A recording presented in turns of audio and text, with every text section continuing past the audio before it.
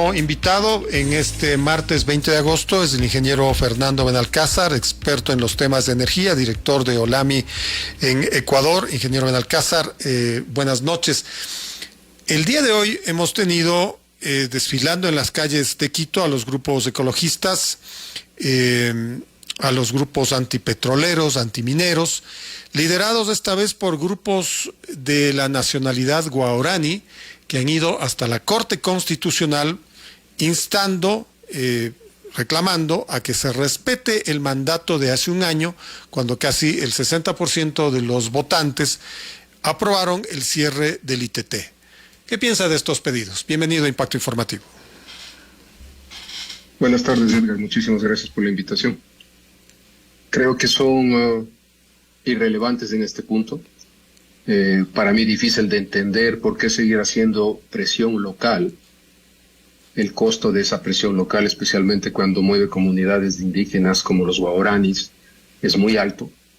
Y la presión internacional, utilizando siempre cualquier sistema de Naciones Unidas, también se hizo de manera coordinada el día de hoy.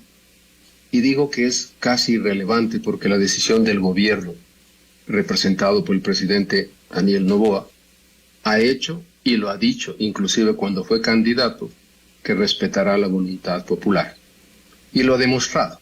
Tanto en su campaña lo dijo, cuanto acciones y decisiones ha ido poniendo sobre la mesa.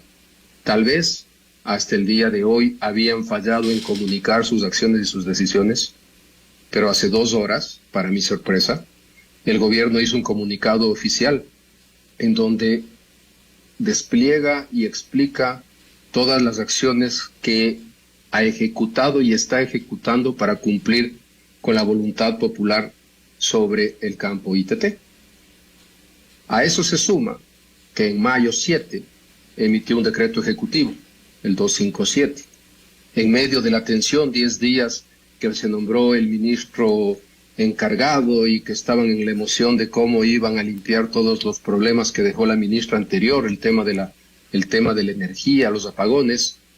Tal vez sería prudente pensar que esto pasó en segundo plano y probablemente estuvo así por algunas semanas, pero cuando él mismo en su comunicado ratifica lo dicho en el decreto ejecutivo, que lidera una comisión específica creada para este propósito, para evaluar desde el aspecto técnico, económico, ambiental, la forma correcta de cerrar estos pozos que hacen parte del campo ITT.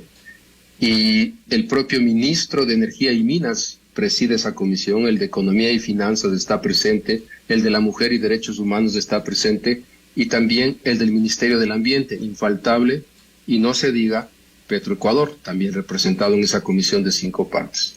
Entonces el día de hoy ponen claro y podemos elaborar un poquito más al respecto, pero creo que está ahí, la decisión está tomada y lo hemos discutido en su programa. No creo que haya un presidente que pueda enfrentarse a la decisión popular y más aún al pronunciamiento y la decisión de la Corte Constitucional, pues le costaría el puesto. Y lo último que quiere el candidato presidente actual es comprometer su posibilidad de continuar en el gobierno en las próximas elecciones. Hablemos un poco más de la manifestación de ahora, de esta marcha que se ha dado hacia la Corte Constitucional. Y solamente para verificar, porque en la campaña, pero especialmente cuando ya se dio el resultado, el 20 de agosto del año 2023, pues la República se desayunó porque las provincias de Sucumbíos y especialmente la de Orellana no coadyuvó a ese éxito, entre comillas, el 58% del sí hacia el cierre del ITT. Todo lo contrario, triunfó el no. Y fue muy explícito, o fueron muy explícitas las voces de líderes guaraníes señalando su total oposición al cierre de los diferentes pozos que componen el campo 43 ITT. Entonces, ¿quiénes son los que desfilaron ahora? Quienes desfilan ahora son aquellos que toda su vida son una sección, una fracción que siempre ha vivido muy bien gracias al dinero que inyectan los grupos internacionales a través de este grupo Yas Unidos y otras ONGs. Es increíble como en un país rico en recursos naturales no renovables vamos a dejar de producir con un impacto que supera los $1.000 millones. Y esto es volver a hablar del mismo tema y del mismo tema que ya es intrascendental en este punto, lluvia sobre lo llovido, pero esta gente vive bien, pero la gente que está allá, al lado del campo, al lado de la actividad, es la que sí se beneficia de lo que el Estado jamás ha hecho presencia en temas de salud, en los temas de educación, en los temas de comunicación. Y de la noche a la mañana ya vamos a ver las consecuencias de este cierre. Ahora, una cosa que es interesante y vale destacar de este comunicado del día de hoy y de unos pronunciamientos no oficiales que a mí me llamaron la atención y creo que a muchísimos otros, cuando el ministro de Economía y Finanzas, que sí es un miembro de este comité, ayer se pronunciaba y decía que de los informes que él ha visto preliminares puede tomar un cierre racional de 3 a 5 años. Cosa que todos los voceros y las personas que venimos del sector y hemos trabajado y conocemos el sector petrolero decíamos que es algo de ese tipo lo que se debe hacer. ¿Por qué no se puede coger y cerrar válvulas? Pero esa vocería, esa declaración no debía hacerla el ministro de Energía.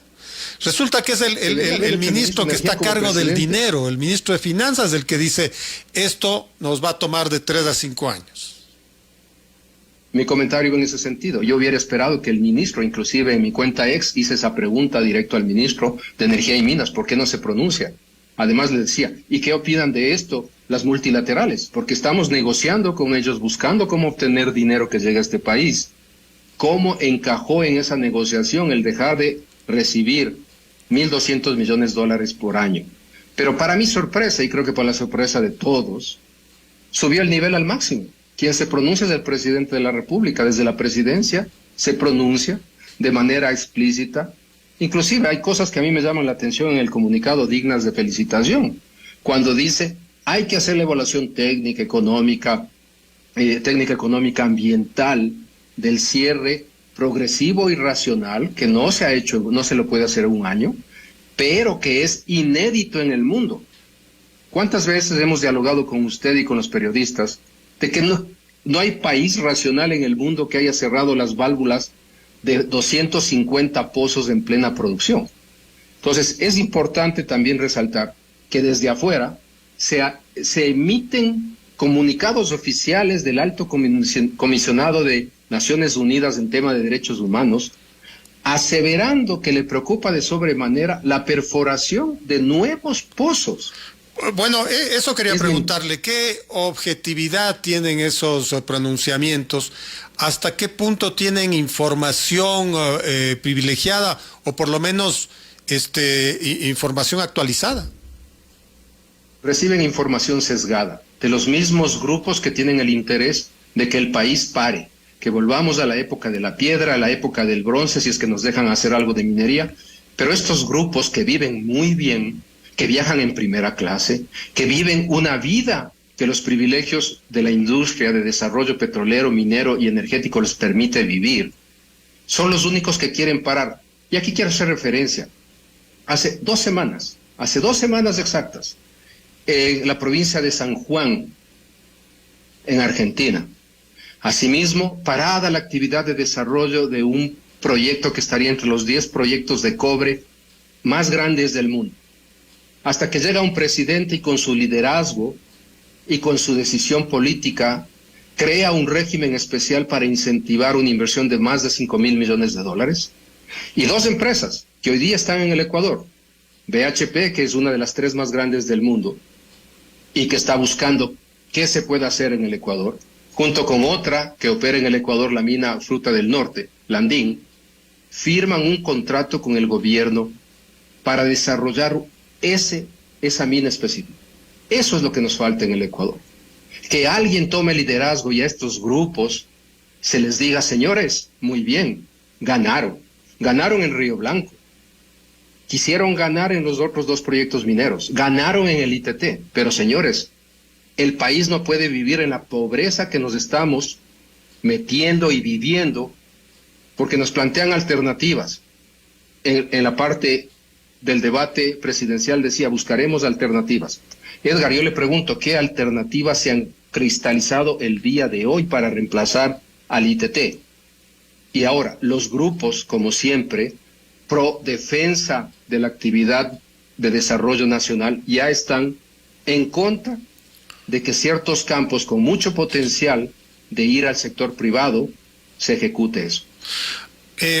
¿Cuán difícil es ejecutar lo que los marchantes de hoy señalaban? Porque ellos quieren que hasta el 31 de agosto, como dice pues la decisión del pueblo ecuatoriano, tenga que cerrarse el ITT prácticamente de un día para otro.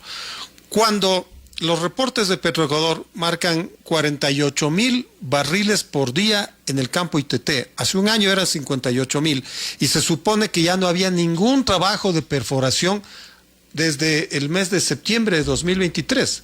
O sea, ¿cómo se puede ejecutar la decisión de la gente tomada el 20 de agosto de hace un año? Esa caída en la producción del más del 13% es sinónimo de que no se ha hecho reacondicionamiento, mantenimiento y peor perforación adicional. Primera cosa, se ha cumplido y se toca y toca manejarse con lo que se tiene para que los radioescuchas nos entiendan. Hay un dicho que desde niño hemos escuchado: la ignorancia es atrevida. Cuando uno no conoce algo y no quiere aprender y se cierra como estos grupos, el daño ambiental puede ser superior cuando se cierra una válvula de un pozo. Supongamos que ese pozo tiene presiones elevadas y tiene áreas de entrega de crudo cerca de superficie, y con esas presiones elevadas tendremos escapes y salidas de agua, de gases y de crudo a la superficie. Pero es obvio que tiene ese tipo de presiones. No se hace nada en el campo y sin embargo sigue produciendo 48,000 barriles por día. Exacto, es que es solo sentido común, 100% de acuerdo con usted. Son todos esos pozos que en este estudio que hace referencia al comunicado del presidente, los que se habrán identificado como los de prioridad número 1.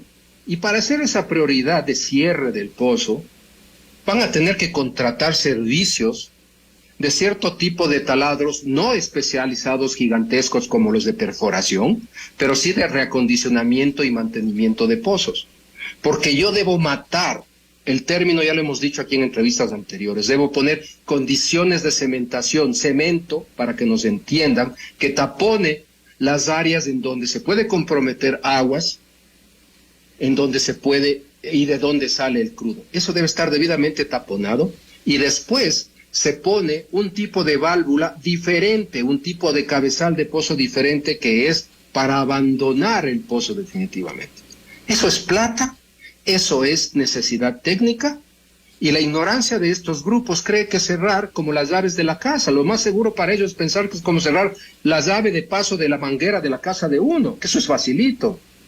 Y eso cuesta plata, Edgar. Entonces yo creo que el anuncio hecho hoy desde la presidencia pone en perspectiva e invita a la Corte Constitucional a que considere y evalúe lo que ellos vienen haciendo, de tal manera que se puedan hacer el cierre y abandono definitivo del campo ITT de la mejor manera para la gente, para el entorno y para el país desde el punto de vista económico. Así que yo creo que este capítulo de que se cierre el 31 como aspiramos, le veo muy difícil. Creo que el paso dado el día de hoy, 10 días antes, va a permitir que la Corte Constitucional, si actúa en racionalidad y no en pasión, pueda ver que hay un trabajo bien intencionado desde mayo del presente año a través de este comité, y que el gobierno no quiere irse en contra de la decisión popular, porque creo que eso ya es lo que dije hace un rato, lluvia sobre llovido. Entonces, eso creo que es la realidad.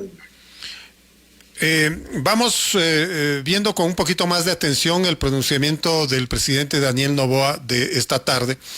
Parece que la frase más importante es esta, donde pide a la Corte Constitucional que haga el seguimiento al dictamen sobre el Yasuní. ¿Esto qué implica, ingeniero Benalcázar?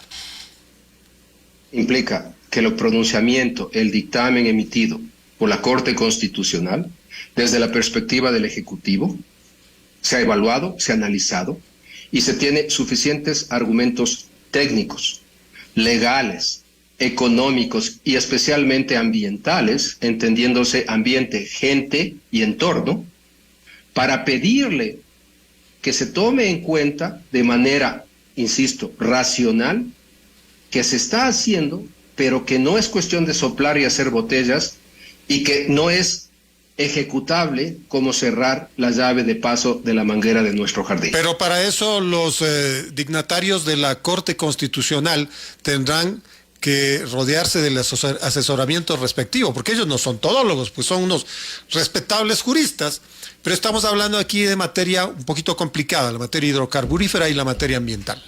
Entonces, esto no es cuestión de que ahora hace el pedido el presidente Daniel Noboa y se lo resuelve mañana, pues deberán tomarse su tiempo. Así es, totalmente de acuerdo, y eso ha sido algo que hemos criticado. En alguna entrevista con usted yo hacía referencia que en los votos salvados, ciertos miembros de ciertos jueces de la Corte Constitucional hacen unos análisis espectacularmente bien hechos en lo técnico, en lo económico y en lo ambiental, demostrando que quienes dieron el voto salvado, dos de los jueces, si mal no recuerdo, se asesoran bien, hicieron un muy buen trabajo y no se dejaron llevar por otros dos ex jueces cuya pasión y su asesoría permanente a Estados Unidos ha llevado a la triste realidad de que estamos hablando ahora y a futuro a la triste realidad de querer malinterpretar otro voto popular que es la prohibición de la minería en el Chocó a futuro. Una de las manifestaciones del día de hoy era, no, el Chocó ya está ahí intacto, tiene que pararse toda actividad minera. No fue eso lo que se votó. Asimismo, arrasó el voto, no a la minería en el Chocó, pero era muy clara la Corte Constitucional en la papeleta: cualquier decisión que se tome será a futuro, porque ahí hay 17, 18 concesiones mineras en marcha, y la seguridad jurídica que en este país se lo ha querido manejar por estos grupos y con ciertos funcionarios del gobierno de turno, como que es irrelevante. No se puede atentar contra la contra la seguridad jurídica, generando inestabilidad e incertidumbre a quien invierte en el país. La semana pasada, una serie de economistas y expertos que habían sido consultados por Estados Unidos o que asesoran a Estados Unidos, propusieron un paquete económico que más o menos totalizaba con 1.700 millones de dólares, porque esto es interesante, situaron en esa cifra lo que ellos llaman supuesto daño en las finanzas públicas del cierre del ITT. Ahí habría que considerar que en la campaña electoral previa al 20 de agosto del 2023, Estados Unidos y otros voceros conexos hablaban de que el máximo será de unos 300 millones. Pero aquí este giro, por un lado. Y por otro lado, en las medidas recomendadas estaba nada menos que focalizar el subsidio al gas. Es decir, en otros términos, subir el precio del gas para cerrar el ITT y que eso no tenga pues una complicación en las finanzas públicas. ¿Qué le parece? Una locura, un verdadero desatino. Yo tuve la oportunidad de debatir. Verá que por subir el precio del gas se cayó Abdalá Bucaram, ¿no? Y casi Fabián Alarcón. Claro, ya vamos a entrar en el toque político. Tuve la oportunidad de debatir en un programa con uno de estos economistas. Es tan ridículo lo que ahora presentan, que cuando él en el mismo programa aseveraba que era una mentira burda, yo usé esa expresión, que los 1.200 millones iban a dejar de ingresar en el Estado, y él defendía que eran 260 millones. Milagrosamente, ahora son nada más y nada menos que 6 veces ese valor lo que quisieran recuperar. Meterse con algo que desde el Ejecutivo, con mucha inteligencia, se ha dicho: los subsidios tengo que ir eliminando paulatinamente, y lo hicieron muy bien. Pero con el gas no me meto, porque el peso político y el impacto que puede tener para un presidente es irse a su casa el rato que se suba el subsidio del gas, que sí afecta a la gran mayoría de la gente de clase pobre de este país. Y no se diga, clase media y alta calientan piscinas todavía con el tema del gas subsidiado. Pero eso demuestra que en el fondo estos grupos que dizque están preocupados por el tema ambiental se olvidan del ser humano. Recuerde, una de mis declaraciones públicas más impactantes fue que el ser humano no está bajo el interés de cuidar la naturaleza. Y si nosotros queremos imponer impuestos, eliminar subsidios, atacar a los grupos empresariales que son los que generan empleo mediante nuevos impuestos para lograr estos 1.700 millones de dólares, demuestra la incoherencia como seres humanos que quedamos bajo el nivel del derecho de la madre naturaleza, de los pájaros, de la selva, etcétera. Es una incoherencia total, en mi opinión, Edgar. Perfecto, ingeniero Benalcázar, muchas gracias por estas reflexiones, gracias por esta charla. Muchísimas gracias y como siempre las órdenes. Muchas gracias. Estuvo con nosotros el experto energético y director de Olami en Ecuador, el ingeniero Fernando Benalcázar, deliberando, reflexionando sobre este pedido que hicieron hoy los grupos ambientalistas, algunos grupos guaraníes, de que se respete la decisión tomada hace un año en la consulta popular y que se cierre el ITT a más tardar el 31 de este mes de agosto. Con esta entrevista ponemos fin a Impacto Informativo.